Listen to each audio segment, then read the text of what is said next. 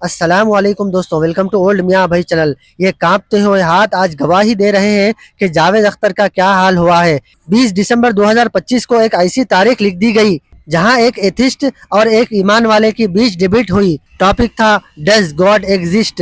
ایک طرف تھے مفتی شمائل ندوی صاحب اور ایک طرف دنیا کے بڑے ایتھسٹ جاوید اختر صاحب۔ شروعات میں لگا کہ جاوید اختر صاحب اپنی باتوں سے لوگوں کو امپریس کر لیں گے کیونکہ وہ ایک گیت گار ہیں، لکھنا جانتے ہیں۔ اس ڈیبیٹ کے بارے میں بات کرنے سے پہلے میں آپ کو بتا دوں کہ جاوید اختر ایک بڑے گھرانے سے ہیں۔ ان کے پردادا گرینڈ فادر مفتی فضل حق خیرآبادی ایک بڑے عالم دین تھے جنہوں نے اورنگزیب کے خلاف فتویٰ جاری کیا تھا اور انڈمان جیل میں کالے پانی کی سزا کاٹی تھی۔ لیکن جاوید صاحب اس خدا پر سوال اٹھا رہے ہیں جسے ان کے بڑے بزرگ مانتے تھے۔ خاص کر انہوں نے غازہ کی جنگ کو لے کر کہا کہ خدا اگر ہے اور مرسیفل ہے تو بچے کیوں مر رہے ہیں؟ مفتی شمائل صاحب نے اس کا بہت بہترین جواب دیا۔ انہوں نے کہا کہ خدا صرف مرسیفل نہیں بلکہ الحکیم ہے، سب سے زیادہ حکمت والا ہے اور آل نوئنگ بھی ہے۔ انسانوں کو فری ول دی گئی ہے، اگر کوئی ظلم کر رہا ہے تو خدا نے اسے دنیا میں مہلت دی ہے۔ یہ دنیا مومن کے لیے قید خانہ ہے اور آخرت میں ہر ظلم کا حساب ہوگا۔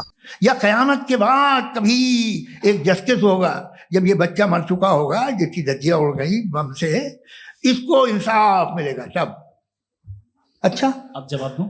ہاں جی میں اسی لیے آپ کی طرف، یعنی جو آپ کا سب سے پہلا فالس اسمپشن ہے کہ گاڈ مرسیفل ہے، اومنیپوٹنٹ ہے، دنیا میں ظلم ہو رہا ہے، لیکن آپ کو یہ سمجھنا چاہیے کہ ہمارے ورلڈ ویو کے مطابق گاڈ صرف اومنیپوٹنٹ اور صرف مرسیفل نہیں ہے، بلکہ وہ آل وائز بھی ہے اور وہ آل نوئنگ بھی ہے۔ اس کے ہر کام کے پیچھے حکمت اور وزڈم ہے۔ یہ کوئی ضروری نہیں ہے کہ وہ حکمت اور وزڈم آپ کو سمجھ میں آئے یا مجھے سمجھ میں آئے۔ جاوید اختر نے سوال کیا کہ فیتھ کیا ہے اور آپ اسے کیوں مانتے ہیں؟ مفتی صاحب نے کہا کہ ہم اس فیتھ کو نہیں مانتے جو ان لاجیکل ہو، ہم اس فیتھ کے قائل ہیں جس کے پیچھے کوئی لاجک ہو۔ اور پھر مفتی صاحب نے ایک مثال دی، اگر کسی گارڈن میں پھولوں سے آئی لو جاوید اختر لکھا ہو تو کیا آپ اسے نیچرل سلیکشن کریں گے؟ نہیں، اس کے پیچھے ایک ڈیزائنر ہے۔ ویسے ہی اس پورے یونیورس کے پیچھے ایک خدا ہے، اسے انکار کرنا ہی ایک اصلی اسٹوپیڈیٹی ہے۔ تو فیتھ میں اور بلیف میں ڈفرنس کیا ہے؟ جو مذہب مانگتا ہے آپ سے، ہر مذہب فیتھ مانگتا ہے۔ فیتھ کا مطلب یہ ہے کہ نہ کوئی گواہ ہو، نہ کوئی ثبوت ہو، نہ کوئی ریشنل ہو، نہ کوئی لاجک ہو، نہ کوئی پروف ہو، مگر تم ایک بات کو مانو۔ یہ ہے فیتھ۔ ایسی ڈیفینیشن ہے فیتھ کی جو انہوں نے پہلی مرتبہ پیش کی ہے، یا معاف کیجیے گا انہوں نے پہلی مرتبہ پیش نہیں کی ہے، رچرڈ ڈاکنز نے پہلی مرتبہ پیش کی ہے۔ مجھے معلوم ہے یہ سورس کہاں سے ہے۔ ایپسٹیمولوجیکلی فیتھ اور بلیف کا فرق آپ اس طرح نہیں کر سکتے سر۔ فیتھ صحیح بھی ہوتا ہے، غلط بھی ہوتا ہے، بلیف صحیح بھی ہوتا ہے، غلط بھی ہوتا ہے۔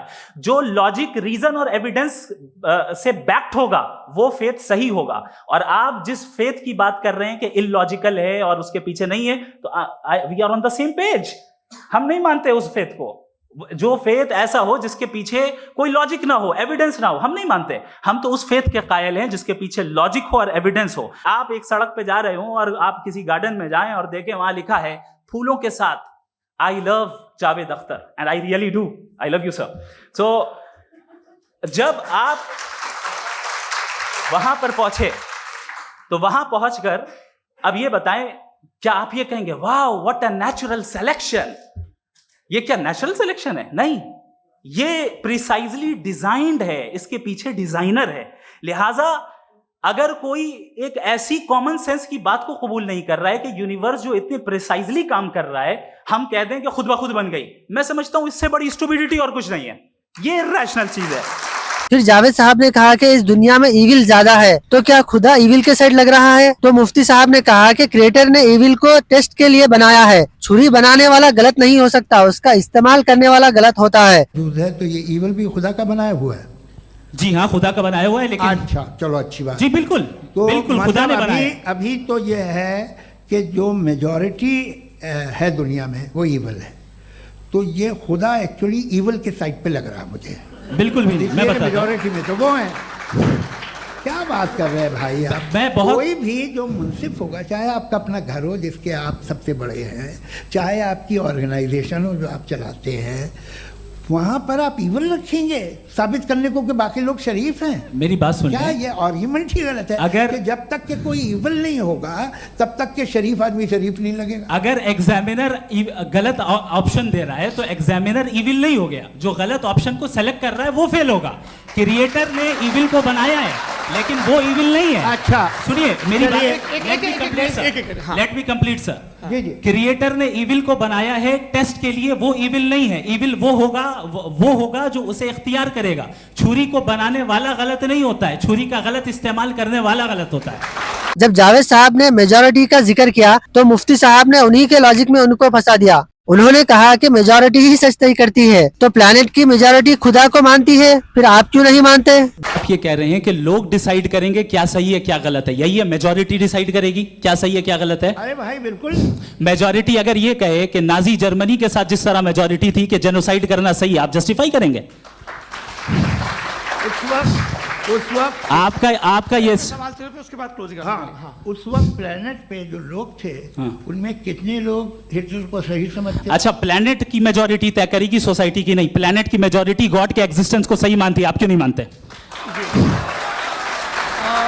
जावेद अख्तर की बोलती बंद हो गई। इस डिबेट में दीन इस्लाम की जीत हुई। मुफ्ती शमाइल साहब ने इसका पूरा क्रेडिट अल्लाह के फजल और पूरी टीम की दुआओं को दिया है। हम दुआ करते हैं कि अल्लाह जावेद साहब को हिदायत दे और मुफ्ती साहब के इल्म में इजाफा करे। ये जो जावेद अख्तर साहब के हाथ में जो अवार्ड देख रहे हैं आप, वो उनके बेस्ट एथिस्ट होने का अवार्ड है। दुनिया भर के एथिस्ट ने उन्हें अपना नुमाइंदा बनाकर भेजा था, लेकिन मुफ्ती शुमाइल साहब के सामने वो कुछ देर भी नहीं टिक पाए। जावेद साहब ने सिर्फ इमोशनल आर्गुमेंट दिए, लॉजिकल नहीं। वो गाजा और रेप जैसे मुद्दों पर अल्लाह को जिम्मेदार ठहराने की कोशिश कर रहे थे। शायद वो सोच रहे थे कि कोई आम मौलवी आएगा, लेकिन मुफ्ती साहब ने उनकी पोल खोल दी। जावेद साहब ने पहले सदगुरु के साथ भी डिबेट की थी, लेकिन वहाँ तो वो जीत गए, लेकिन अब की बार बात अलग थी। पूरी डिबेट देखने के लिए मुफ्ती साहब के चैनल का लिंक मेरे डिस्क्रिप्शन में है, आप जाके जरूर देख सकते हैं। तो ये है आज के लेटेस्ट अपडेट। ऐसे ही अपडेट्स के लिए हमारे वीडियो को लाइक और चैनल को सब्सक्राइब कीजिए।